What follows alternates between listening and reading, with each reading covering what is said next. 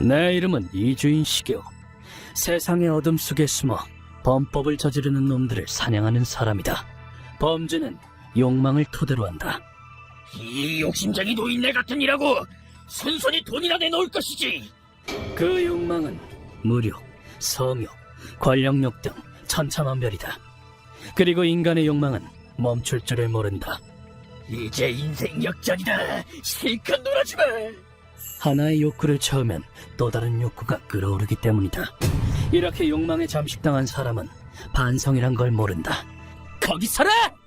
너 같으면 서겠냐? 꺼져!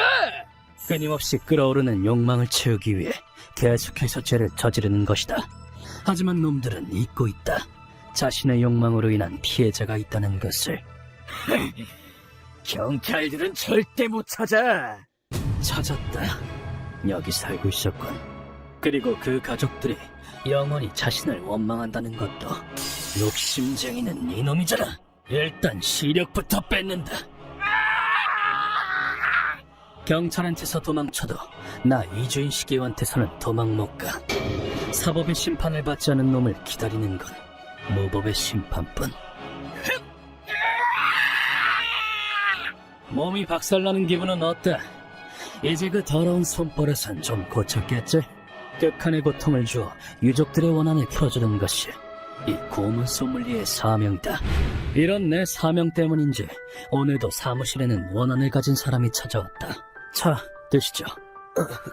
감사합니다. 이번 의뢰인은 이 사람. 눈 밑에 진한 다크서클이 있는 초췌한 남자다. 어떤 일로 오셨나요? 자기 욕망을 채우려고 우리 딸을 능욕한 이놈을 죽여주셨으면 합니다. 하지만 그 눈엔 번뜩이는 빛이 있었다. 이게 진짜 사리를 가진 빛이다. 건네받은 사진 속엔 까칠해 보이는 중년 남성이 있었다. 누구죠? 사토나카 요시노리, 딸 학교에 있는 선생입니다. 그럼 이놈은 자기 학생한테 손을 댔다는 뜻인가? 끔찍한 불행이 시작된 것은 지금으로부터 약 2년 전. 다녀오겠습니다. 잘 다녀와. 의뢰인한테는 15살인 딸이 있었다. 일찍이 아내를 잃고 혼자서 키운 외동딸이었다. 이치 아빠, 나 갖고 싶은 거 있는데. 그에게는 눈에 넣어도 그래. 아프지 않을 뭔데? 예쁜 딸이었다고 한다. 그러던 어느 날 귀가 후 그는 쎄한 느낌이 들었다.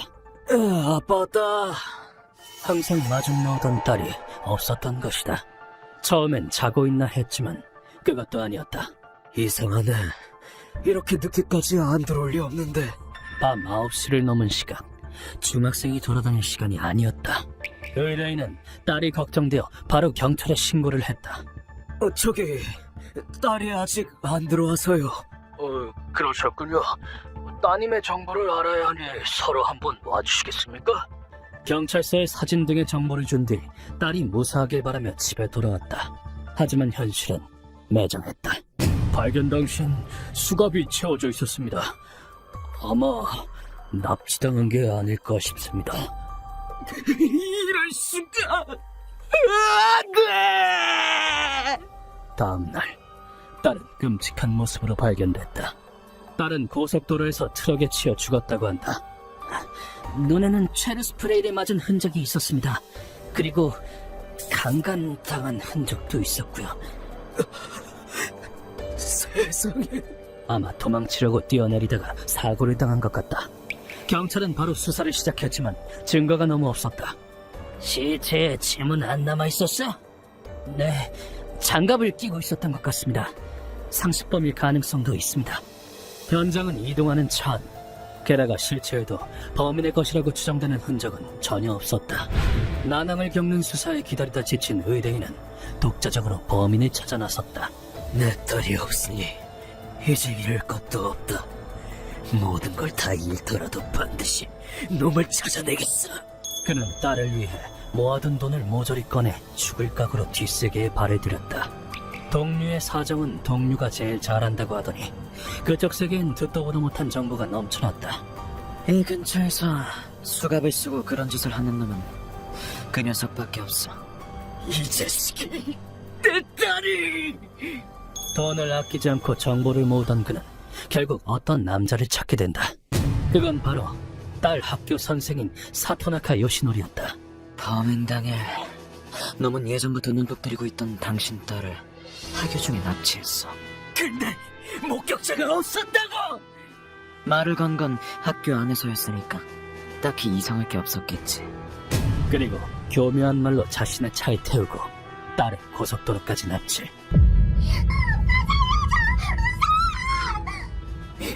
시끄러워! 조용히 해! 그 후 도로 가축에 차를 세우고 체르 스프레이와 수갑으로 속박해 강간까지 한 모양이다.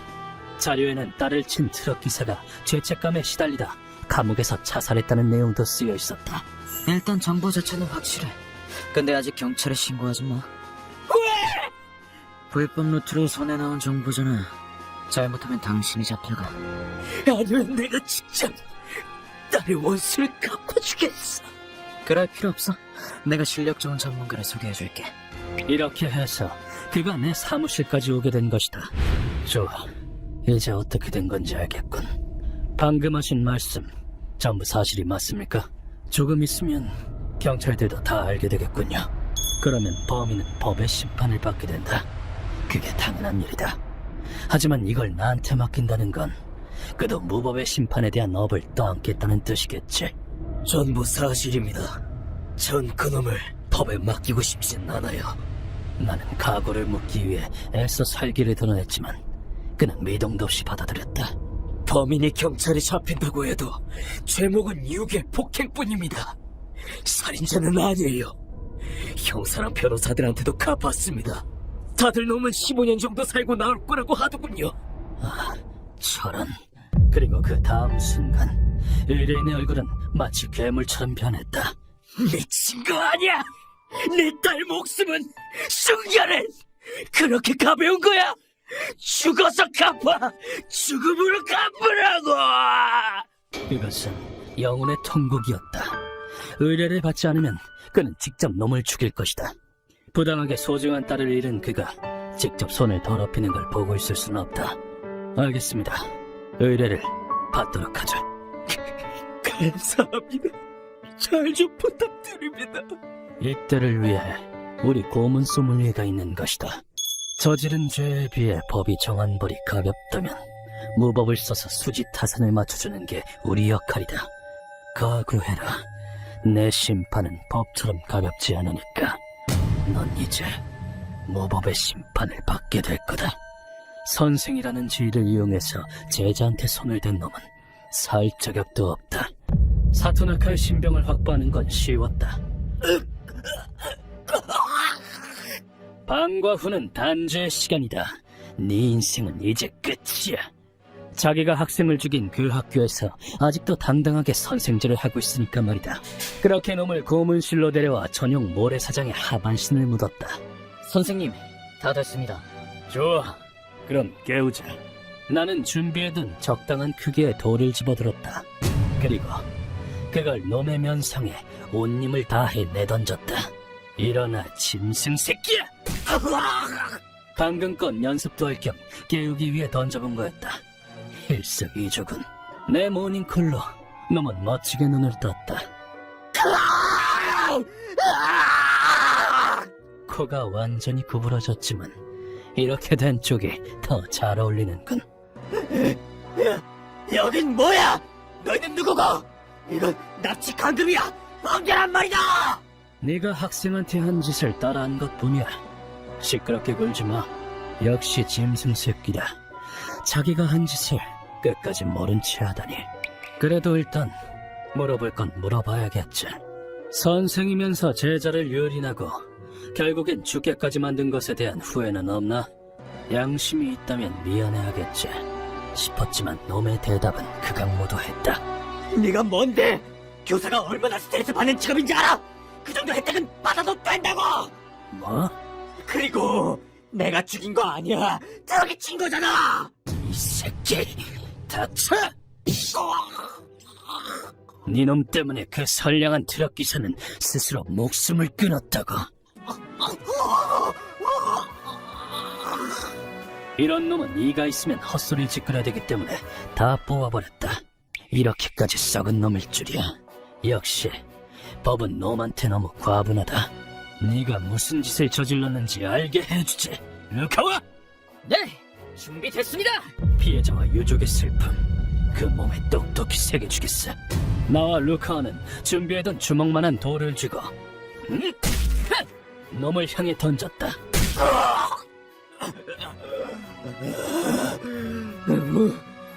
무슨 짓이야?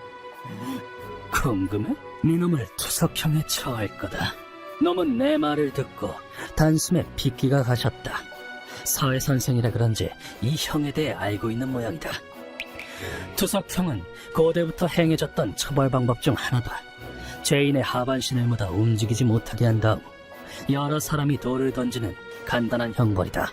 지금도 중동 등의 이슬람권에서는 그만, 살려줘! 이 개자식! 반성해! 불륜이나 성폭행 등 부도덕한 죄를 심판할 때 이 형벌이 이용된다고 한다. 부도덕한 죄를 심판한다. 이 짐승 자식한테 안성맞춤이군. 그만. 쓸데없이 입 열지 마. 아니 뭐 돌 먹고 싶어? 그럼 더 가차없이 던져줘야지. 이 투석형은 그냥 돌을 던져 맞추는 거라 별거 아니라고 생각할 수도 있지만 고통은 장난이 아니다.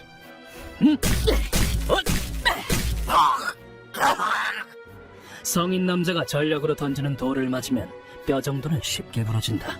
게다가 몸이 고정된 채로 맞는 거기 때문에